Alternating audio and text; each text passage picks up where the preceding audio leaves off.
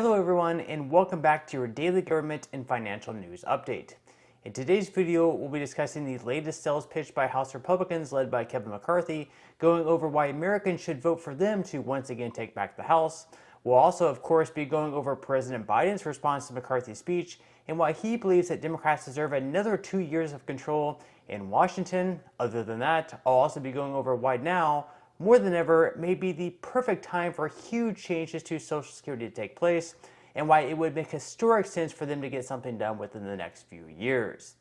Now, as always, I am definitely interested in hearing your thoughts on everything, and I wanted to quickly thank everyone for giving my videos likes and sharing them, as that certainly helps push these videos out to other people like you. Okay, so Republican House Minority Leader Kevin McCarthy introduced his party's Commitment to America package on Friday, a sales pitch he hopes can get Americans to vote for them back into the majority in the House. In his speech, he started out by slamming Democratic lawmakers for ignoring the rising crime, denouncing parental rights, and he also promised to repeal the latest attack on lower and middle class Americans, which was adding 87,000 new IRS agents.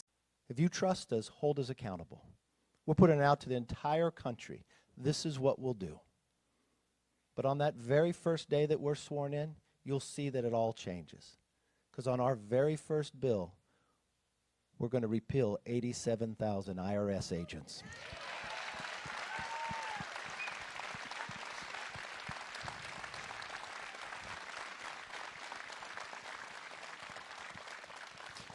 Our job is to work for you, not go after you. As you can probably recall, one of President Biden's campaign promises was to not raise taxes by even a single penny on the lower or middle class, yet it's now much more possible for lower and middle class Americans to get an audit from the IRS. And when an amendment was voted on to only allow the new IRS agents to audit those earning over $400,000 per year, every single Democrat voted against the provision. Other than repealing the provision that would hire 87,000 new IRS agents, McCarthy also said, quote, "We want an economy that is strong. That means you can fill up your tank. You can buy the groceries. You have enough money left over to go to Disneyland and save for a future. That the paychecks grow, they no longer shrink." He also said, "We have a plan for a nation that's safe. That means your community will be protected, your law enforcement will be respected, your criminals will be prosecuted. We believe in a future that's built on freedom, that your children come first." Now, historically speaking, the party that's not in the White House usually does better in the midterm elections, so in this case, Republicans would have a good chance of winning. And so far, according to 538, Republicans are slightly favored to win the House with a 68% chance of winning. The Senate, on the other hand, is a complete other story, but if the Republicans can at least take back majority in the House, they'll be able to stop the Democrats from being able to pass all these reconciliation bills. Of course, if they do take back the House, but Democrats keep at least 41 seats in the Senate, Republicans also won't be able to pass any bills with their House majority, just because Democrats will be able to block anything in the Senate that does just happen to get through the House. And if Republicans try to pass any reconciliation bills themselves with only Republican votes, Joe Biden can veto any bill that does get to his desk. And in order to overturn a veto, a bill must receive at least 2/3 of the vote in both the House and the Senate, something that is most likely not going to happen. So in the case that Republicans do take back control of the House, in all reality, there's really not much that they will be able to do legislation-wise. What will most likely happen over the next 2 years is, well, nothing at all. Which, honestly, doing nothing at this point would actually be a lot better than continuing to do what they have been doing, which has caused higher prices than what we've seen in the last 40 years. Now, after Kevin McCarthy's speech outlining the House Republicans' Commitment to America agenda, President Biden fired back, calling the GOP plan a series of policy goals with little to no detail, and that it sought to portray November's midterm elections as a choice. Biden also said, in the course of nearly an hour, here's a few things we didn't hear. We didn't hear him mention the right to choose. We didn't hear him mention Medicare. We didn't hear him mention Social Security. He also slammed McCarthy and the rest of the MAGA Republicans for their support of babies not being murdered in the womb. President Biden also took to Twitter to write, "The House Republicans' abortion bill would ban abortion nationally and jail doctors for providing medical care. Their budget would cut and privatize Social Security and repeal lower prescription drug prices, and they have already tried to overturn the presidential election, as well as threatened to sue to prevent middle-class student debt relief." During a speech to his loyal supporters, President Biden took them down memory lane where people during the 2020 pandemic had to wait in line for hours just to have a box of food put in their trunk. Remember seeing all those food lines? People in nice-looking automobiles waiting for an hour, hour and a half just to have a box of food put in their trunk? In the United States of America. In the United States of America, that was happening. Well, according to CBS News, here we are in September of 2022, and demand at the food banks is actually higher than during the pandemic, as an additional 13 million Americans are now seeking help. This is a line of desperation. Drivers parked along a busy Dallas road. They're waiting for food. This looks like what we saw a couple years ago. Unfortunately, it's worse than a couple of years ago. We are serving now at higher levels than we even did at the peak of the pandemic. Trisha Cunningham of the North Texas Food Bank says every giveaway is just as busy. And we're good. As people say, they can't afford groceries. And it's just the basics. It's flour, sugar, eggs, milk. We don't buy cookies, cakes. We don't even have that luxury anymore. As inflation has grown, so has need.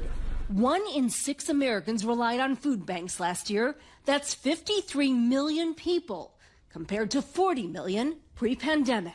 Cars were lined up for more than 2 hours before this giveaway even started. Today, there is food for 400 families, but demand will likely exceed that. Of course, the very fact that so many people are struggling right now, most notably those receiving Social Security benefits, makes this the perfect time for some type of Social Security reform to take place. In fact, just before Social Security reform happened in 1982, there was high inflation, a stock market all over the place, as well as a recession. In 1983, they made changes that made it so Social Security benefits were taxed, federal employees would be eligible for benefits, and there was also an increase in the retirement age. For many years, the retirement age was 65, but the law raised the full retirement age beginning with people born after 1937. The reason for this is because, well, people are generally now living much longer than ever before. Like today, Social Security was also in a crisis, but in 1982, the trust fund only had just weeks left before defaulting. Right now, we have around 12 to 13 years away from default, but still, the urgency should still definitely be there. The problem is, of course, 12 to 13 years is still a long ways away, which may give some lawmakers an excuse to continue kicking the can down the road.